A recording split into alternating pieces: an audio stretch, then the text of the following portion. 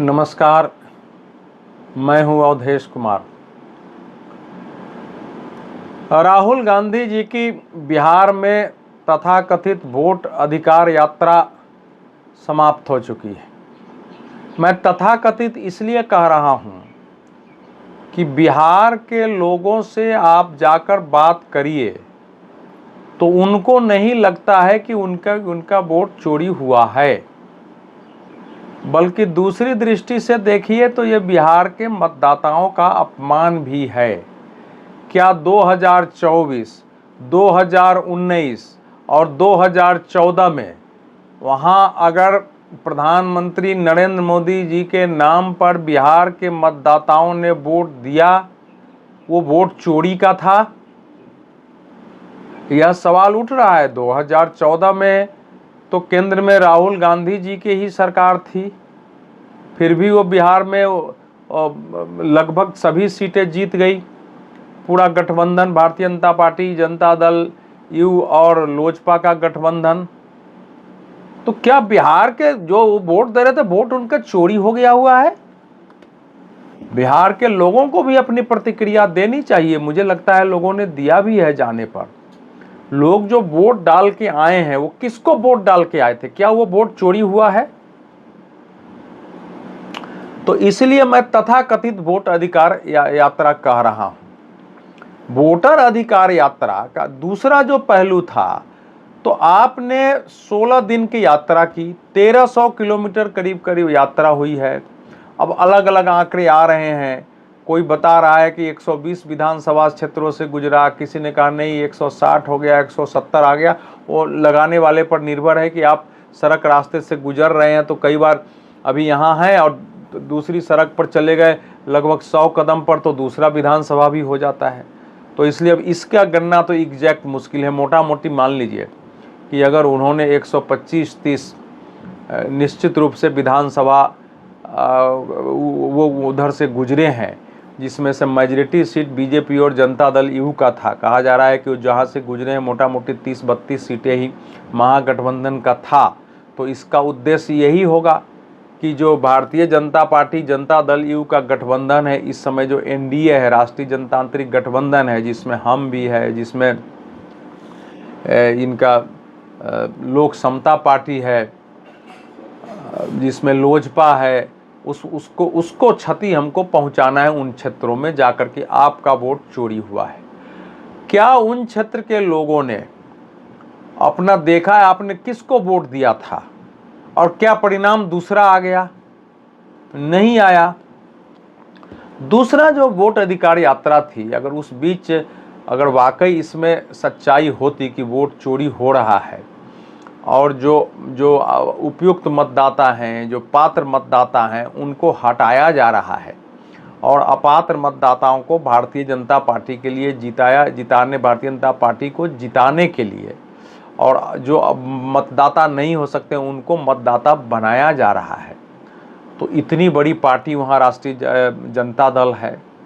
एक क्षेत्र में जो मुकेश साहनी की विकासशील समाजवादी पार्टी है, हालांकि उसकी कोई बड़ी हैसियत नहीं है, सारे साहनी उसको वोट देते होंगे ऐसा मुझे नहीं लगता है, क्योंकि कोई भी जाति भारत में इस समय इतनी अंधी नहीं है। कोई जाति हो, यहाँ की यादव हो, यहाँ भूमियार ब्राह्मण हो, राजपूत हो, कोई भी जाति हो, मैं कह रहा हूँ वो 100% किसी के साथ जाएगा, क्योंकि उसकी जाति के है नहीं।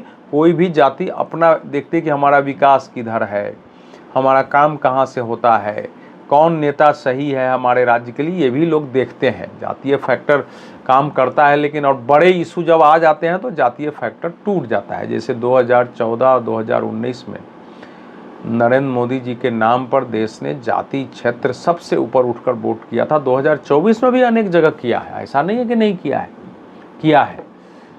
तो अब सब मिलाकर के इतना कुछ तो आते हैं। मैं लगातार बोल रहा हूँ कि आप 1300 किलोमीटर की यात्रा आपने किया है, 1300 लोगों को ले आते जो बताते कि भाई हम तो भाजपा के विरोधी हैं, इसलिए हमको मतदाता बनाया ही नहीं। अब दिखा भी देते। एक महिला को आपने दिखाया रोहतास जिला में, उस महिला ने आपके जाने के साथ ही बोल दिया कि हमको तो पंचायत सचिव ने बता दिया था और मैंने बोल दिया कि हाँ मैं हमारे परिवार का नाम कट गया है और फिर हमारा नाम तो है। हालांकि जो ड्राफ्ट लिस्ट थी वो इसीलिए थी कि किसी का नाम छूटा हुआ हो। जो 1 अगस्त से 1 सितंबर तक ड्राफ्ट लिस्ट जारी हुई थी वो इसीलिए थी कि किसी का नाम छूटा हुआ हो तो वो इस बीच अपने फॉर्म जमा करके अपना नाम जुड़वा सकते हैं। किसी के कागज़ पत्र में कोई कमी है वो भी डाल सकते हैं, किसी के नाम में स्पेलिंग गलत है, किसी की उम्र गलत है, किसी का पता गलत है, क्योंकि कई बार टाइपिंग मिस्टेक होता ही है और अंग्रेजी में नाम लिखने में बहुत सारी समस्या है और वो सबके साथ हो रहा है। भारत में इतनी समस्या है अंग्रेजी में नाम लिखने में कि उसके कारण लोगों का एक पहचान पत्र का स्पेलिंग कुछ हो जाता है, दूसरे का कुछ हो जाता है और देश में इतने लोग इससे परेशान है। अगर भारत के लिए एक लिंक लैंग्वेज की तरह, एक संपर्क भाषा की तरह, कोई राष्ट्रीय स्तर पर व्यवहार की भाषा के रूप में कोई एक भाषा घोषित जो जिसकी जगह हिंदी ही हो सकती है कि हिंदी को संपूर्ण भारत के व्यवहार की भाषा घोषित कर दिया जाए तो उसमें समस्या नहीं होगी।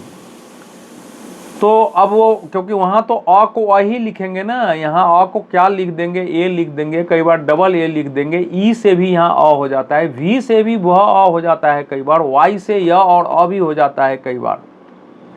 तो वो तो बहुत बड़ी समस्या होती है। या वो लिखना है तो भी हो जाता है, कोई लोग डब्लू भी लिख देते हैं, कोई तो बी भी लिख देते हैं। अब मेरा नाम अवधेश कुमार है तो मैं लिखता हूँ AWADHESH। अब कहीं मेरा नाम लिख दिया गया है AVDHESH, कहीं लिख दिया गया है ABDHESH, कहीं लिख दिया गया है AWDHESH, कहीं तो AWADESH लिख दिया गया है।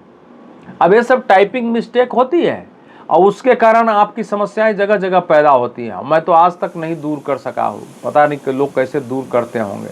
तो ये सारी समस्याएं चुनाव आयोग भी जो नीचे बूथ लेवल ऑफिसर्स हैं वो कोई ऐसा नहीं है, परमात्मा नहीं है कि हाँ वो जो भी करेंगे वो सही होगा।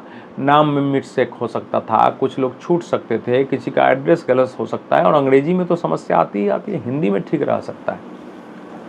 तो उसी के लिए समय दिया गया था। उस बीच किसी का नाम छूटना आश्चर्यजनक नहीं है। दूसरा, अब फाइनल सूची जारी होगी उसमें भी किसी का नाम छूट सकता है और वो ठीक नहीं है कि कोई पात्र मतदाता अपात्र है। लेकिन ये जो दुष्प्रचार हुआ कि लोगों को जानबूझकर जो विरोधी मतदाता है उनको वोटर नहीं बनाया जा रहा है, ये उनकी यात्रा के समय ही बिल्कुल झूठ साबित हो गया।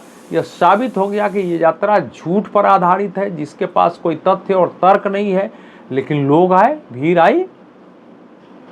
तो इसका मतलब यह है कि आप अगर झूठ पर भी इस समय की पॉलिटिक्स करें तो आपको कुछ सपोर्ट मिल जाएगा, क्योंकि देश की राजनीति ऐसी बना दी गई है जिसमें अब बहुत संतुलित होकर विवेक के आधार पर, फैक्ट्स के आधार पर, राष्ट्रीय हित का ध्यान रखते हुए, समाज हित का ध्यान रखते हुए, देश का इंटरेस्ट हित कहाँ सत्ता है, आम लोगों के हित के ध्यान रखते हुए आपको शांति से तार्किक बात करने की स्थिति खत्म कर दी गई है।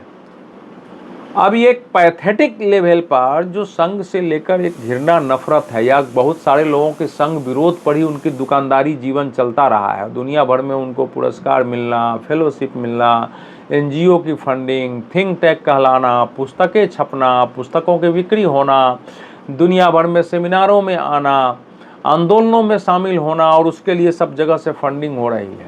अब उन सब लोगों के अंदर था कि भाई यही विरोध में हम रहे हैं, अब ये तो सब जो काम कर रहे हैं सामने अब आके दुनिया देख रही है, जो हम झूठ फैला रहे थे वैसा काम कर नहीं रहा, लेकिन अब उनको कुछ न कुछ तो करना है। अब वो तो बीजेपी से भी उनकी वैसी एलर्जी, और नरेंद्र मोदी से तो जब 2002 का गुजरात दंगा हुआ तभी से भिड़े हुए हैं। किसी भी जांच समिति ने उनको दोषी नहीं ठहराया। अंत में सुप्रीम कोर्ट में इतने मामले गए, सब खारिज हो गया। सुप्रीम कोर्ट ने पिछले साल बता दिया कि उनका दंगों से उनमें कोई भूमिका नहीं थी। इसके बावजूद अभी तक वो खलनायक बनाए जा रहे हैं, तो उसके कारण सारी लोग सपोर्ट में आ जाते हैं। अब राहुल गांधी जी ने कहा कि महादेवपुरा में जो हमने निकाला कल गांधी मैदान में, उसका समापन था। कि महादेवपुरा में जो हमने निकाला वो तो एटम बम था। आप जानते हो ना कि एटम बम से बना हाइड्रोजन बम है। तो भाजपा के लोगों सुन लो, आगे हम बड़ा हाइड्रोजन बम लाने जा रहे हैं। अब जो कुछ उन्होंने बेंगलुरु सेंट्रल के बारे में, कर्नाटक के बारे में बताया था, वो भी गलत साबित हुआ है। क्योंकि मतलब जो दो मतदाता लाए थे, एक परिवार लाए थे, 3 लोगों का, 5 मतदाताओं का लाया गया था। 5 ने बताया कि मैंने केवल यहीं वोट किया है। और चुनाव आयोग ने कहा कि आपको कहाँ से तथ्य मिला, बताए कि इन्होंने दूसरी जगह कहाँ वोट किया। अगर वोट करेंगे तो उनको सजा होगी 2 जगह। कर सकता है कोई, मैं पहले दिन से कह रहा हूँ कि ऐसे लोग हो सकते हैं जो इसको गंभीरता से नहीं समझते हो, गंभीर और नहीं लेते हो, और उनका नाम 2 जगह रह गया हो। मौका मिल जाए तो यहाँ भी दे दिया, कहीं वापस चले गए, अपना गांव है, शहर है, और वहाँ भी चले गए और वहाँ भी वो डाल दे सकते हैं। लेकिन वो चुनाव आयोग भाजपा को जिताने के लिए ऐसा कर सकता है, और वो वोटर कांग्रेस और बाकी विरोधियों पार्टी का नहीं होगा, ये कौन कह सकता है। तो अब कांग्रेस ने एक शगुफा छोड़ दिया कि हमने 89 लाख शिकायत हमने की। कब कर दिया भाई? वो तो वही होता है कि ये फॉर्म है, फॉर्म भरवा के और आप डालवा देते हैं। अभी तक जितनी आई है कि मोटा मोटी लोगों ने 12,000 के आसपास शिकायतें की हैं, 12-13 हज़ार के आसपास शिकायतें हुई हैं, और वो थोड़ी संख्या बढ़ रही है। अब ये आ रहा है कुछ लाख तक भी शिकायतें जा सकती हैं। वो शिकायतें कहीं नाम के गलत का है, कहीं बाकी चीज़ें जा रही है, उसको सुधारने की कोशिश। चुनाव आयोग ने खुद सारे आंकड़े जारी कर दिए हैं कि बिहार में हमारे पास कितने शिकायतें आई हैं, कितने नाम ऐड करने के आए हैं, कितने बाकी सुधार के लिए आए हैं, सब बता दिया है। इंडिविजुअल कितने किया है, BLA के माध्यम से कितने किया है। और आपको मैं बता रहा हूँ जो आंकड़े हैं उसमें कांग्रेस पार्टी की ओर से BLA के द्वारा अधिकृत शिकायत जो है 0% है, 0% है। RJD के द्वारा 0% है। जो कुछ थोड़ी शिकायतें हैं वो भारतीय जनता पार्टी की ओर से है, जनता दल यू की ओर से। आप देखिए विडंबना, मतदाता जो सूची बन रही है उसमें शिकायत अगर आई है तो बीजेपी की ओर से सबसे ज़्यादा आई है और जनता दल यू की ओर से आई है। वो अपने ज़मीन पर सक्रिय, उन्होंने देखा है कि भाई इसमें नाम नहीं, लेकिन वो चुनाव आयोग पर आरोप लगाते हुए शिकायत नहीं है। वो स्वाभाविक होता है कि यहाँ हमारा नाम ऐड नहीं हुआ, यहाँ उम्र गलत हो गई, यहाँ पिता का नाम गलत हो गया, ये बाहर थे इसलिए नहीं डाल सके, डाल दीजिए। तो अब सिचुएशन यह है कि कल उन्होंने कहा है, और वहाँ तेजस्वी जी का भी भाषण हुआ है, सभी नेता गए थे, मल्लिकार्जुन खड़गे गए थे, संजय राउत गए थे। इतना गंदा बोला उन्होंने, बोला कि वोट चोर अभी बीजिंग में है। राहुल गांधी ने कहा कि वोट चोर गद्दी छोड़ का नारा चीन में भी लग रहा है, अमेरिका में भी लग रहा है। अब बताइए, अब कैसे हमारे देश के विपक्ष के नेता इस प्रकार की भाषा बोली जाती है। सुप्रीम कोर्ट ने भी आपको वोट चोरी का तो स्वीकार नहीं किया। सुप्रीम कोर्ट ने कहा कि ठीक है भाई, आप आधार को भी लेकर स्वीकार करो, थोड़ा ज़्यादा पारदर्शी बनाओ। सुप्रीम कोर्ट ने कोई खारिज नहीं किया चुनाव, कहा कि थोड़ी और पारदर्शी बनाओ, लेकिन इनके किसी शिकायत को नहीं माना कि हाँ SIR रोक दिया जाए, SIR की गलत है, इतने कम समय में कैसे हो सकता है, ये सब नहीं स्वीकार किया। क्योंकि चुनाव आयोग ने कहा कि पहले भी जब हुआ है तो समय इतना ही रहता है, और इसलिए चुनाव आयोग का अधिकार है, उसमें हम हस्तक्षेप नहीं कर सकते हैं। लेकिन चलो, हम कहते हैं कि भाई आधार कार्ड, जबकि आप देखिए ये लोग आधार कार्ड को जोड़ने के लिए नहीं गए थे। ये वही लोग हैं जब मतदाता पहचान पत्र से आधार कार्ड को जोड़ा रहा था तो उसका विरोध करके ये सुप्रीम कोर्ट में गए थे। तो इनका कोई सिद्धांत ही नहीं है। एक समय उसी आधार कार्ड का विरोध करके जा रहे हो कि इसको नहीं जोड़ा जाए, बाद में आपके लिए आधार कार्ड और कोई बहाना चाहिए। अब आप सोचिए, देश को झूठ के आधार पर रैली करना, झूठ के आधार पर अभियान चलाना, और उसके आधार पर सोचना कि हम जीत जाएंगे। और आजकल कांग्रेस एक और कर रही है, वो कुछ सोशल मीडिया पर, इंस्टाग्राम पर, यूट्यूब पर सब बता रही है कि राहुल गांधी का जो वीडियोस का व्यूज है वो प्रधानमंत्री नरेंद्र मोदी से कई गुना ज़्यादा है, ले आए हैं। अब इसके आधार पर कल कहेंगे जब हमारा सोशल मीडिया पर इतने व्यूज़ हैं तो हमको वोट उतना कैसे नहीं मिला, ये वोट चोरी का मामला है। वो कुछ भी बोल सकते हैं। अब और उसके आधार पर इस देश के विपक्षी पार्टियां सब जानते हुए कि ये गलत मुद्दे हैं फिर भी गए, क्योंकि उनको भाजपा के विरोध में दिखाना है। कांग्रेस की रणनीति को क्षेत्रीय पार्टियां नहीं समझ रही है कि कांग्रेस ये चाहती है कि यही सब बहाने राहुल गांधी जी एक लीडर के रूप में प्रोजेक्ट हो जाए, कि राहुल गांधी जी को बुलाने से सभी नेता वहाँ आए, तेजस्वी पूरे समय उनकी यात्रा में रहे। आज मैं बिहार के एक नेता का बयान सुन रहा था कि तेजस्वी ऐसा नहीं हो कि अपनी ज़मीन भी कांग्रेस को दे दें भाजपा को हराने के लिए, कि कांग्रेस की कोई ज़मीन बिहार में बची हुई नहीं है। अब तेजस्वी यादव ये करके कि हाँ भैया आओ आओ, अब आपको हम सीटें देते हैं, और राहुल गांधी के साथ घूम के और कांग्रेस खड़ी हो गई तो पार्टी कहीं नहीं रहेगी आरजेडी। ये खतरा आरजेडी को ही है, और आरजेडी में ये चिंता बढ़ गई है कि कांग्रेस अगर मुस्लिम वोट काटने लगी, पिछड़ों का कुछ वोट काट लिया, दलितों का कुछ काट लिया, थोड़ा सवर्णों का काट लिया, तो हमारे लिए समस्या पैदा हो जाएगी। क्योंकि राहुल गांधी की महत्वाकांक्षा खुद ही लीडरशिप और कांग्रेस को आगे करने की है। बल्कि इस यात्रा में आरजेडी के अंदर इस बात को लेकर चिंता पैदा हो गई कि हम इस यात्रा में फंस गए हैं, क्योंकि उस ढंग से वोटर अधिकार का मामला जमीन पर है नहीं। भीड़ तो आ गई क्योंकि हमारी पार्टी की एक ताकत है, राहुल गांधी जी की का भी एक सपोर्ट बेस थोड़ा सा 2-4% है। विकासशील समाजवादी पार्टी के कारण भीड़ आ गई, भाजपा विरोधी जो है विरोधी वो सब आ गए। आप देखिए वोट के सबसे बड़े जानकार इसमें उस अंगणित का कौन है बिहार में, कि प्रशांत किशोर है, वही काम करते रहे प्रोफेसर। उन्होंने नहीं उठाया है इशू कि कोई वोट की चोरी हो रही है और उनको भी चुनाव लड़ना है। अगर ये होता तो प्रशांत किशोर उठाते ना इस मुद्दे को, और बीजेपी पर हमला कर रहे हैं कि नीतीश कुमार अगला मुख्यमंत्री नहीं होंगे, सरकार इनकी नहीं बनेगी, लेकिन तेजस्वी की भी आलोचना कर रहे हैं, इनकी भी नहीं बनेगी, राहुल गांधी की तो कुछ होने ही वाला नहीं है, वो आदमी ये इशू नहीं उठा रहा है। तो क्या ये 89 लाख कौन है? क्या ये चाहते हैं कि हम ऐसे चुनाव नहीं जीत रहे हैं तो कुछ वाकई हम बाहर से लोगों को ले आए और उन्हीं को वोटर बना के और हम चुनाव जीत लें? वोट चोरी कब हुआ है? और वोट चोरी हम लोगों ने देखा हुआ है कब होता था। हम लोगों ने बचपन में देखा है कि लोगों को कांग्रेस के लोग आते थे, कहते थे कि आपका वोट डालने आना है क्या, नहीं भी आओगे तो गिर जाएगा। थोड़े लोग आते थे, उसके बाद 3-4 लोग बैठते थे, बैलेट पेपर निकालते थे, उस पर किसी पर साइन कर दिया, किसी पर अंगूठा लगाया और माठप्पा मार के डाल दिया जाता था। ये मैंने बचपन से लेके अपनी आंखों देखा है चुनाव होते। अब बहुत सारे लोगों ने ये स्थिति देखी होगी जगह जगह। तो चोरी तो वो था। अगर उस हिसाब से देखा जाए तो इस देश में कांग्रेस की सरकार वोट चोरी से बनी है, वोट लूट से बनी है। लेकिन आज किसके विरुद्ध उठाएंगे भाई? तो नेहरू जी नहीं है, इंदिरा जी नहीं है, चले गए, लाल बहादुर शास्त्री नहीं है, खैर उनका तो चुनाव नहीं लड़ना पड़ा, राजीव जी चले गए हैं, तो अब किसके बारे में बात करेंगे? लेकिन अगर किसी के दिमाग में ये है कि इसी ढंग से उथल पुथल और सब पैदा करके झूठ फैला के हम चुनाव जीत लेंगे तो उनके बारे में मैं कुछ नहीं कह सकता हूं। लेकिन आपको सचेत रहना है, क्योंकि ये झूठ के मुद्दे कब तक चलेंगे? संविधान खत्म हो जाएगा, सबसे बड़ा झूठ था, आरक्षण खत्म हो जाएगा, इससे भयानक झूठ अपराध तो समाज कुछ हो भी नहीं सकता है।